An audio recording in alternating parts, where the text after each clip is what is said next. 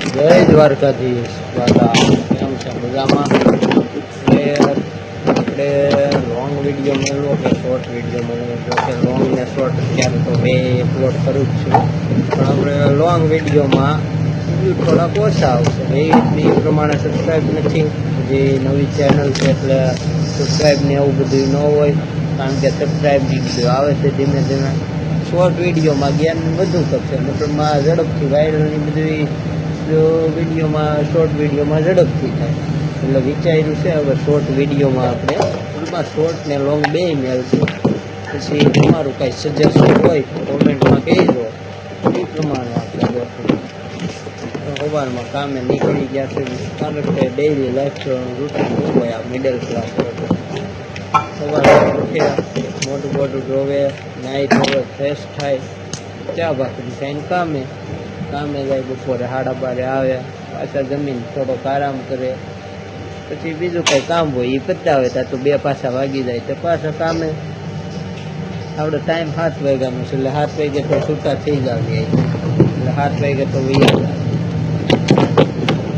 એવું બધું છે. ભગવાન દ્વારકાધીશને એકવાર દ્વારકા ન ગયા હોય તો એકવાર દ્વારકા જાજો. એ તમે ખાલી 56 પગથિયા ચડશો ને 52 ગજની સજાના ખાલી દર્શન કરશો ને તમને આનંદ આવી જાય વાત પૂછોમાં. એ દ્વારકાધીશ રાજા રણછોડ શ્રી દ્વારકાધીશ, દુનિયાનો નાથ કાળિયો.